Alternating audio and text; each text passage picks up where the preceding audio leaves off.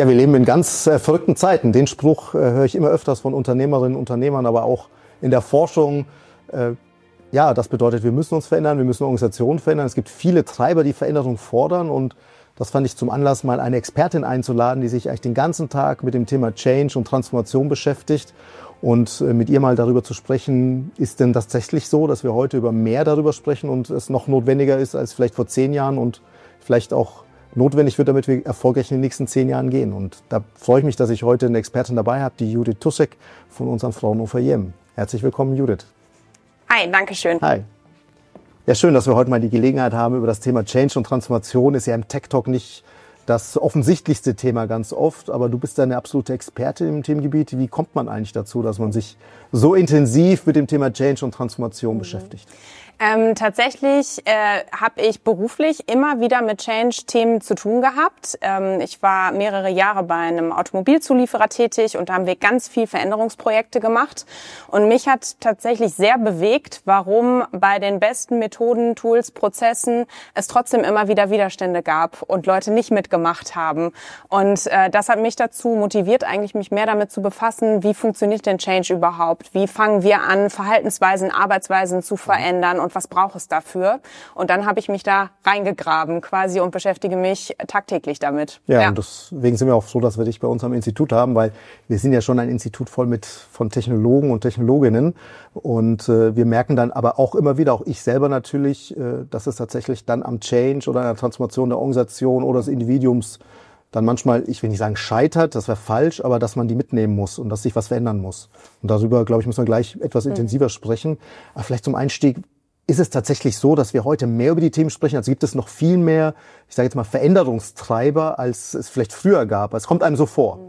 Es kommt einem definitiv so vor, und ich glaube, die Zeit, in der wir im Moment leben, ist geprägt durch so viele riesige, große Themenfelder, ne, in denen wir oder Organisationen sich vor allen Dingen aufstellen müssen. Also um mal nur so ein paar Stichworte zu nennen: Wir haben eine Klimakrise, wir haben globale Krisenherde, ne, wie Kriege, die die Wirtschaft belasten und betreffen. Wir haben politisch angespannte Situationen, wir haben einen Fachkräftemangel, wir haben einen demografischen Wandel, wir haben eine Technologie wie künstliche Intelligenz, die sich in einer rasanten Geschwindigkeit weiterentwickelt, und all das prallt auf Organisationen und vor allen Dingen auch auf Menschen und verlangt ja nahezu nicht nur, dass die Organisationen sich verändern, sondern dass jeder sich selber verändern muss in seiner Arbeitsweise. Und ich glaube, diese Vielschichtigkeit und die Parallelität von diesen Treibern, die ist schon einmalig tatsächlich und sehr herausfordernd. Ja, schon, das kommt einem wahrscheinlich dann tatsächlich nicht einfach so vor, sondern das sind schon sehr viele Treiber, zumindest die offensichtlicher sind und auch durchschlagen. Ja. Wenn ich mit Unternehmen spreche, dann fällt oftmals so der Begriff der Resilienz. Also man muss eine resilientere Struktur schaffen, Organisation, aber auch so die persönliche Resilienz hört man immer wieder so als Begriff. Wie würdest du den Begriff auch so im Kontext deiner Arbeiten einschätzen? Ist das was anderes, oder geht es eigentlich darum, dass man sich so weit verändert, dass man resilienter ist oder wird? Das ist, sag ich mal, der ideale Zustand wäre, dass wir alle resilienter werden würden, damit wir in dieser Komplexität uns gut bewegen können. Aber das ist natürlich leichter gesagt als getan, weil wir sind ja nicht nur in unserer Arbeit aktiv, sondern bei all diesen Transformationstreibern, die ich gerade genannt habe, haben die auch eine Auswirkung auf uns persönlich, ne? Vielleicht auf das familiäre Umfeld oder wie auch immer. Also wir sind ja nicht nur im Arbeitssystem unterwegs, sondern noch in ganz vielen anderen. Und das macht es tatsächlich so herausfordernd für Menschen, auch da resilient zu bleiben. Also nicht ohne Grund steigt die Anzahl an zum Beispiel psychischen Erkrankungen, ne, und Problemen durch Überlastung, weil da eine Informationsflut ist, in der wir uns bewegen müssen. Von daher ist Resilienz definitiv ein ganz wichtiger Faktor. Aber Organisationen müssen auch immer mehr lernen, nicht nur in resilienten Prozessen und Produkten zu denken, sondern auch zu gucken, wie können wir Arbeitsformen schaffen und Mitarbeitende unterstützen, resilienter zu werden und anpassungsfähig zu sein. Ne? Ja, lass uns das gleich nochmal ein bisschen tiefer legen. Mir fällt da so ein, ich hatte in der Kollegstufe in der Schule immer Ethik, also Ethikunterricht. Und meine Ethik, da macht man ja auch so die griechischen Lehren und dann durch und die stoische Philosophielehre und dergleichen hat immer mein Ethiklehrer immer gesagt, weil das alles so idealistisch ist. Ne? Man kann dich praktisch nichts erschüttern, ne? Also egal was passiert. Und das ist ein Idealbild letztlich, ne, was man dann hat. Aber dass man zumindest etwas anpassungsfähiger wird für bestimmte Herausforderungen, ich glaube, darum geht es. Ne? Oder zumindest eine Strategie dann entwickeln kann, wie man damit umgeht. Genau, und die ist sehr individuell, ne? Das muss man auch sehen, weil das, was wir gerade ja auch immer wieder erleben, wenn wir mit Organisationen sprechen, ist, dass wir einen Clash von Generationen haben. Und natürlich fühlt sich das vielleicht für den einen oder anderen wesentlich stressiger an, wenn ich schon seit 20 Jahren in der gleichen Organisation bin und meine Standardarbeitsprozesse habe und die erfolgreich durchführe und auf einmal werde ich überholt durch einen technologischen Vorsprung beispielsweise, dann kann sich das sehr bedrohend anfühlen. Ne? Ja. Und da sind wir auch alle sehr unterschiedlich ausgestattet, was so Resilienz angeht. Ne? Und da wäre es zu einfach zu sagen, hey, hier ist vielleicht eine Schulung, ein Training, zack, und damit sind alle resilient und anpassungsfähig. So easy ist das leider nicht. Ja, das glaube ich. Gibt es denn Unterschiede zwischen so den Generationen? Ist dir mal was aufgefallen, dass du sagst, okay, hier, man spricht ja so typischerweise so von den Boomern, von Gen Y, das ist jetzt so typischerweise, was viel bei uns am Institut noch rumrennt. Dann kommt hier aber auch schon viel Gen Z und als nächstes mit rein in das ganze Spiel. Gibt es da Unterschiede? Oder, also ich habe mal so ein Video gesehen bei YouTube und dann war da so eine Arbeitssituation und da geht es auch sehr stark so um Arbeitsmoral, ist eine sehr stark überspitzt, also will ich jetzt gar nicht gut finden, aber da wird ja immer so das Bilder gemacht, die Boomer, die haben gewusst, man kann mit allem zurechtkommen, die Wire, die Ypsiloner, die hinterfragen zwar viel, aber da wird schon weniger, ne? Und die jetzige Generation, die jetzt nachkommt, sind gar nicht belastbar. Ne? Das ist so das Bild, was manchmal so vermittelt wird, was sich nicht mit meinem Bild grundsätzlich deckt, also nicht deckt. Und aber vielleicht ist dir was schon mal aufgefallen, weil es kann ja auch genau andersrum sein, dass man sagt, okay, man wächst in einem Umfeld auf, wo sich viel ändert. Dann ist man das auch eher gewohnt, weil in anderen Generationen war es ja auch sehr ruhig an manchen Stellen. Absolut, also das glaube ich auch. Ich glaube, es ist zu einfach, die Schublade aufzuziehen und das Raster überall drauf zu pressen. Ich glaube, es ist tatsächlich so, dass die Generation Z wahrscheinlich viel beobachtet hat an den eigenen Eltern und deshalb auch andere Sachen einfordert, was, finde ich, für eine Arbeitswelt auch total wichtig ist.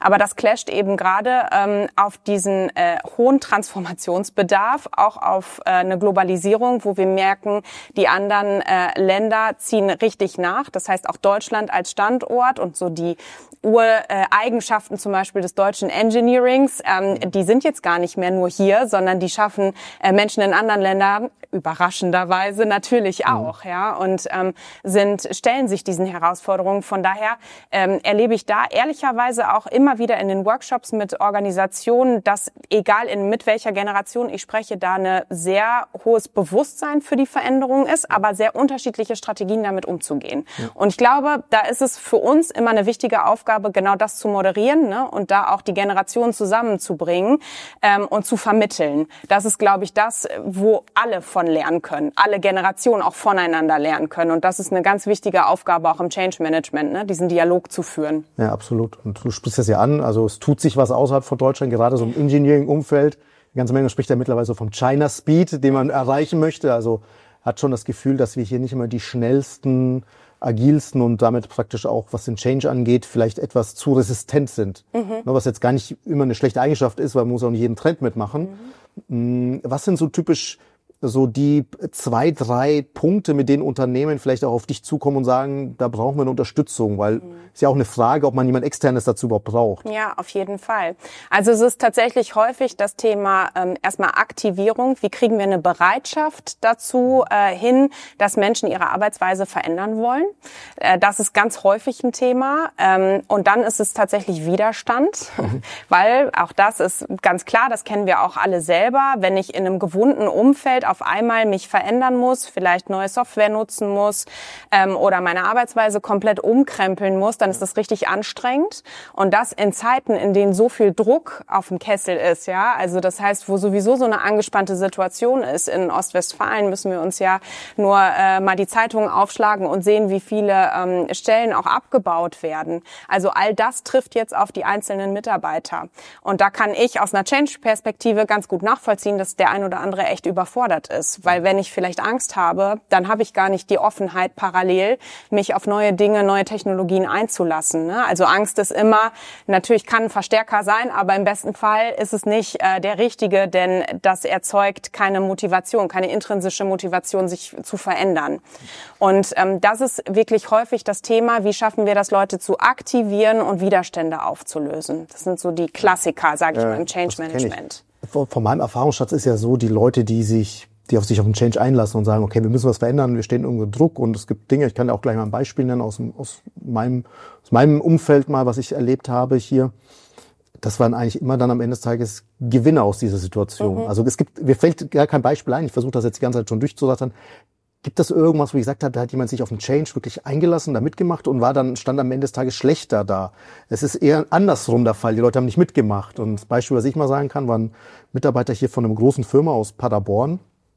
Und der war praktisch, ich will nicht sagen, schon kurz vor der Pension, er hatte noch typischerweise Ende 50, Anfang 60, also noch ein bisschen was vor sich, aber es war nicht mehr so ganz klar, in welcher Rolle, in welcher Aufgabe er dort aktiv werden sollte. Und dann haben wir das innerhalb eines Programmes so gestartet, dass er wirklich mit den Leuten bei uns am Institut zusammengearbeitet hat, auch weiterhin an seinen Entwicklerprojekten. Bei mir in der Vorlesung war, zum Erstaunen aller, der beste Student war, weil er natürlich unglaublich viel Erfahrungswissen hatte und sich aber auf alles eingelassen hat. Er wollte dann unbedingt auch die Prüfung machen. Es gab ja gar kein Zeugnis oder so, aber hat dann auch mit einer glatten 1-0 und das ist schon knapp 10 Jahre her. Hat sich aber neulich vor einem Jahr oder so bei mir gemeldet, dass das immer noch eine tolle Zeit war und immer noch in Kontakt ist mit den anderen Studentinnen und Studenten aus der Zeit.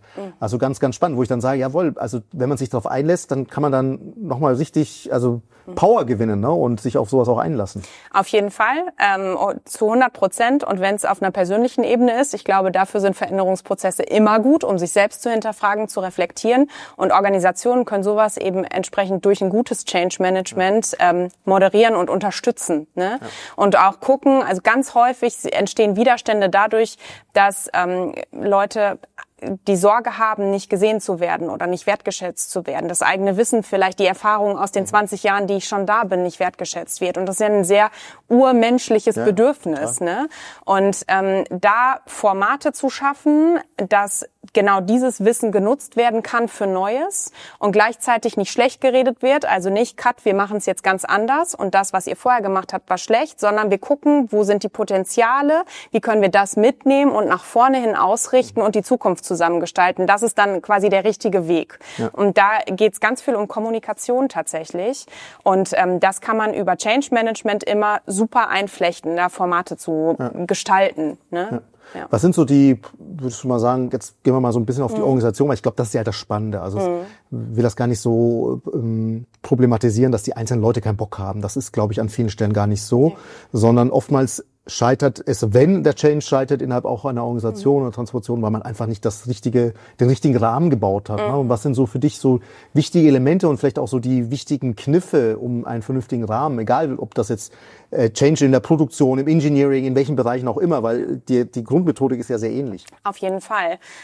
Es fängt wie so oft mit einem Zielbild an. Und das ist tatsächlich häufig einer der Punkte, wo wir schon merken, da gibt's richtig viel Redebedarf. Weil egal, ob wir jetzt in einem großen DAX-Konzern sind und da einen Management-Workshop zum Thema Zielbildentwicklung machen oder in einem kleinen KMU, alleine da zu gucken, was ist denn überhaupt der Transformationsbedarf, wohin will sich denn eine Organisation hin entwickeln, da fängt es schon häufig an, dass es relativ uneindeutig wird. Also genau da Zeit rein zu investieren, zu gucken, was sind so Zielszenarien, zu denen wir uns hin entwickeln wollen, ist elementar wichtig aus meiner Sicht. Und dann kann man gucken, wie bauen wir den Weg, die Strategie dazu hin.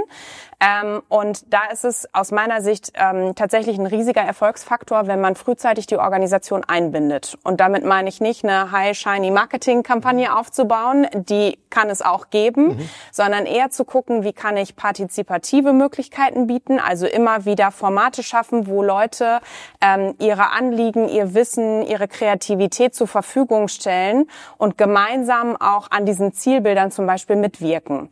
Und das ist tatsächlich was, wo wir auch immer wieder die Erfahrung machen, dass das sehr gut funktioniert und eine hohe Motivation erzeugt. Und das hat natürlich immer so einen Strahleffekt. Ne? Also wenn wir da eine Gruppe an Leuten haben, die richtig Lust auf eine Veränderung haben, auf eine Technologieeinführung haben und voranrennen, dann steckt das die anderen an. Und das ist ein Effekt, den sollte man mitnutzen. Ja, absolut.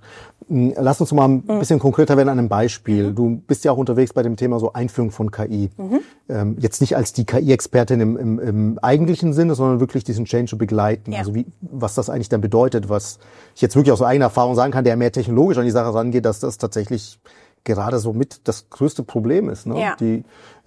Die Organisationen, auch die einzelnen Leute mitzunehmen, weil so viele Angst haben. Also genau. Die Angst ist ja immens, also bei jedem übrigens, also überall in der gesamten Hierarchie, weil wir dann natürlich immer diese Beispiele bringen, es ist eigentlich keine Position sicher, es geht auch nicht um einen Job oder so, es geht einfach um die Tätigkeiten und welche Tätigkeiten lassen sich vielleicht automatisieren, dann werden einige Dinge transparent. Deswegen ist dann eine gewisse Befangenheit da, zu sagen, ich will vielleicht auch nicht alles transparent machen, was ich so den ganzen Tag mache, aber wie gehst du da typischerweise vor? Also tatsächlich ist es ganz wichtig, am Anfang erstmal zu gucken, wo steht die Organisation, weil keine Organisation gleicht einer anderen. Also es ist was völlig anderes, wenn eine Organisation vielleicht gerade ein riesiges Abbauprogramm fährt und zeitgleich KI einführt, dann muss man auf so Themen wie KI ersetzt Jobs nochmal ganz anders eingehen als bei einem stabilen Unternehmen, was vielleicht andere Herausforderungen hat, ne? Das heißt, wirklich dazu analysieren, was gibt's da gerade an Transformationsvorhaben, wie ist die Organisation aufgestellt, wie offen oder wie bereit ist eine Organisation überhaupt für eine neue Technologie. Da kann man das super mit Umfragen zum Beispiel arbeiten oder Interviews, ne, dass man das qualitativ nochmal ermittelt. Das ist so ein Startpunkt, denn dann kann man sehr zielgruppenspezifisch gucken, was braucht die Organisation denn wirklich an Kommunikations- und Begleitungsformaten. Und mir fällt ein Projekt da immer ein, was wir hier aktiv getrieben haben aus unserem Kompetenzzentrum Arbeitswelt Plus, wo die Organisation es sehr gut hinbekommen hat mit einer freiwilligen Gruppe, die haben quasi wie eine Ausschreibung gemacht. Wer Lust hat in der Organisation, kann sich bewerben, um an der KI-Einführung wirklich teilzunehmen. Und das war ganz spannend, weil natürlich kommen da die richtig motiviert sind. Gleichzeitig aber auch, es waren einige dabei, die eine hohe Sorge hatten. Und genau diese Mischung an Menschen zu begleiten in Workshop-Formaten und zu gucken, wie schaffen wir Transparenz und wie bauen wir Vertrauen auf, das war tatsächlich eine große Herausforderung und gleichzeitig ein echter Erfolgsgarant, als uns das gelungen ist, ne? Das zwischen diesen Zielgruppen zu vermitteln. Und ich glaube, da ist dieses Stichwort Transparenz in der Kommunikation total wichtig, weil in den seltensten Fällen läuft so eine KI-Einführung völlig smooth, sondern da gibt's immer Probleme, da gibt's vielleicht auch falsche Informationen, die über die KI dann bereitgestellt werden. Und auch darüber zu berichten, was nicht funktioniert, ist aus meiner Sicht total wichtig. Also eine Fehlerkultur einbinden und da sehr transparent zu sein. Das sind so Eckpunkte, die auf jeden Fall helfen. Das muss man ehrlicherweise sagen, zumindest in meiner Erfahrung, wenn eine Organisation kulturell schon große Herausforderungen hat, dann wird das auch nicht mit einem Rahmen jetzt auf einmal von heute auf morgen besser. Nee. Das heißt, an den kulturellen Punkten muss man sowieso mal ein bisschen über die Jahre hinweg arbeiten. Das ist eine Führungsaufgabe letztlich. Darüber reden wir immer und dann trotzdem kann dann einfach der Grundboden für einen Change viel besser, also man kann da viel besser drauf aufbauen, wenn das da ist und das wird sonst ganz schwierig, ich habe ja schon selber erlebt, gibt manchmal auch eine ganz beschissene Diskussionskultur in manchen Unternehmen, dann wird es schon schwierig mit dem Change oder mit solchen Formaten. Welche Rolle spielen Incentives für die Leute? Also jetzt hast du gesagt, ihr durftet euch da bewerben, das ist ja praktisch schon so ein künstlicher Incentive, den man dann geschaffen hat, also so, ne, den eigentlich war es eigentlich geschickt, weil man die Leute nicht bestimmen musste, sie konnten sie selber aussuchen. Aber oftmals muss man mit Incentives ja vielleicht auch arbeiten in solchen Punkten. Wie wichtig ist das oder spielt das keine Rolle? Man kann das machen. Tatsächlich gibt's aber Befragungen dazu, dass das nicht unbedingt die Motivation steigert, nachweislich. Und das finde ich wiederum ganz spannend, weil das bedeutet ja im Umkehrschluss, dass die Leute viel mehr von dem Sinn und Zweck für ihre eigene Arbeit überzeugt sein müssen. Und ich glaube, da geht's dann kommunikativ viel mehr um Storytelling. Also wirklich zu gucken, wie schaffen wir das denn über zum Beispiel die Einführung von künstlicher Intelligenz zu gucken, was ist wirklich der Vorteil für den einzelnen Arbeitnehmer oder die einzelne Arbeitnehmerin? Wie können wir das so drehen von der Gesamtstory, ne? Und das ist was man einfach über eine gute Kommunikationsstrategie, wo man sehr zielgruppenspezifisch auch guckt und Begleitungsformate darauf eingehen kann. Und das macht absolut Sinn. Ja, bei uns am Institut ist ja das größte Incentive die Inching the Future Flasche. Ja. Da würden ja einige auf ihr Gehalt verzichten, wenn sie die bekommen würden. Aber kommen wir mal vielleicht zum Skillset der Leute, weil ich glaube, da muss man ja auch ansetzen. Es geht ja auch darum, bei so einem Change, dass die Leute danach sagen, ich kann jetzt mehr oder ich bin besser und werde auch zu Dingen befähigt. Wie weit spielen Trainings, Qualifizierung bei dem ganzen Thema eine wichtige und eine relevante Rolle? Das ist total wichtig. Es gibt natürlich Fachkompetenzen, die man elementar über Trainings erwerben kann. Aber was ganz wichtig ist, ist immer den Transfer. Das kennen wir selber aus unserer Organisation auch. Das heißt, wenn ich 2 Tage im Training gesessen habe, wie setze ich es denn wirklich bei der Arbeit um? Und da gibt's aus meiner Sicht Formate, Blended Learning Approaches, die wesentlich wirksamer sind als dieses 2 Tage Druckbetankung mit Theorie. Das heißt, wirklich verwoben mit dem Arbeitsalltag. Und gerade beim Thema künstliche Intelligenz ist es total hilfreich, wenn man Experimentierräume schafft, ne, die so in den Arbeitsalltag integriert, damit man ein bisschen Theorie bekommt, in die Anwendung kommt und erkennt, es hat einen wirklichen Mehrwert für mich. Das sind zum Beispiel Formate, die sehr gut funktionieren. Und man muss eben auch ehrlicherweise sagen, wir sind alle ja umgeben von einer Informationsflut. Das heißt, es mangelt ja nicht an Wissen da draußen, ganz im Gegenteil. Es ist häufig eher subjektiv wahrgenommen viel zu viel. Das heißt, auch da zu gucken, was ist wirklich die nötige und wirklich wichtige Essenz, die ich vermitteln will. Das ist tatsächlich so aus einer Learning-Perspektive elementar wichtig. Und dann ist manchmal auch weniger mehr. Ja, absolut. Wir haben ja das Thema Change bei uns oder Transformation bei uns auch im Programm, sicherlich klar durch das Thema Technologien und durch KI, aber eigentlich ist das der Betrachtungsgegenstand ja sehr stark so das Engineering-System, so nenne ich das ja immer. Ne? Also die Leute, die eigentlich die Produkte und die Systeme entwickeln, das ist relativ viel. Und da haben wir meiner Meinung nach zu wenig einen Fokus drauf gelegt und deswegen kommen jetzt alle so mit China Speed und all diesen Themen auf. Wie groß siehst du da die Herausforderung? Ist es ein Bereich, wo man sagt, Entwicklerinnen und Entwickler, die warten nur drauf, sich zu verändern? Oder ist das schon etwas schwerere Terrain, auf dem man sich da bewegt? Ich glaube, die Herausforderung im Engineering ist tatsächlich eher, jetzt mal aus der Perspektive des deutschen Engineerings, wieder die Inspiration für Kreativität zu wecken. Das ist so das, was ich erlebe. Wir sind da schon häufig in sehr starren Prozessen unterwegs, die ja auch je nach Branche, in der wir unterwegs sind, vorgegeben sind. Aber wieder so den Spaß an der eigentlichen oder den Erfindergeist wieder zu erwecken, das ist, glaube ich, was so ein bisschen abhanden gekommen ist in all der Administration und Prozessen, die auch große Organisationen brauchen. Ne? Und ich glaube, das ist eher ein Fokus, der auf jeden Fall für Change total wichtig ist. Und weil du gerade sagtest, wir gucken uns die technischen Systeme an als systemische Beraterin, gucke ich mir ja die Menschen in Systemen an und am Ende des Tages ist auch jeder Entwickler ein Mensch und hat da auch entsprechend ganz menschliche Bedürfnisse. Von daher die Bereitschaft, sich zu verändern, ist da genauso wie in anderen Organisationen, der Druck eben auch. Die Frage ist, wie gestalten wir das so gut, dass da auch innovative, kreative Ideen kommen? Und das ist tatsächlich was gerade im Engineering schon herausfordernd ist, weil der Druck so hoch ist. Ja, absolut. Ja.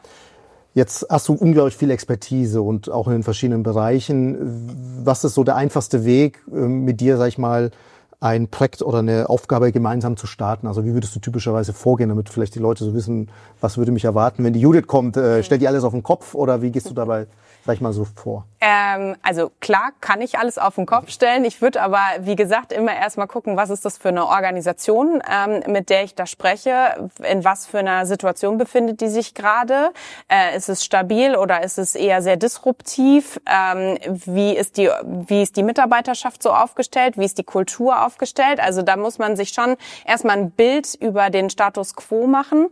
Und dann geht's aus meiner Sicht schon darum zu fokussieren, was wollen wir denn hier wirklich verändern? Geht es einmal darum, das ganze große Rad neu zu erfinden oder macht es nicht vielleicht auch für eine Organisation, die sowieso, sage ich mal, stark beansprucht gerade ist, Sinn, in einem kleineren Bereich anzugucken und dann agil, integrativ zu gucken, wie breitet man das dann aufs große Gesamte um. Ne? Also da kann ich auch nicht die Schablonenantwort geben, sondern wird das immer sehr individuell für die jeweilige Organisation oder den Bereich machen und finde das tatsächlich elementar wichtig und gleichzeitig immer gucken, was ist noch so los in der Organisation und wo macht Sinn, die Sachen zusammenzuführen.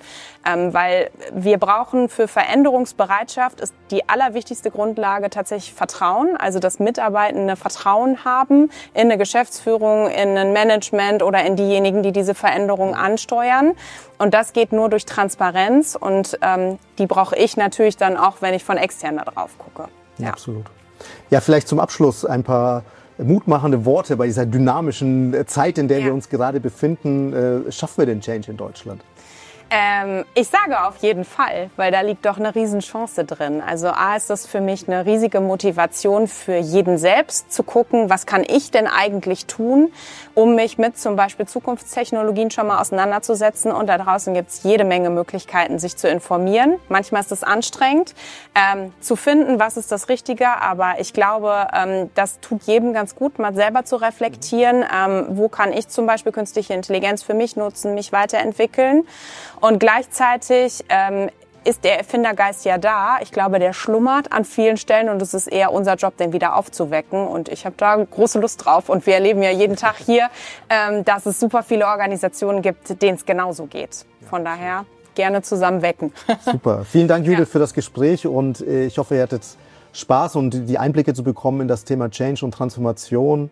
Wir brauchen Vertrauen und wir brauchen wieder Erfindergeist und dafür ist das nun mal die Voraussetzung, auch für die nächsten Jahre erfolgreich zu sein. Von daher bis zum nächsten Mal und ciao.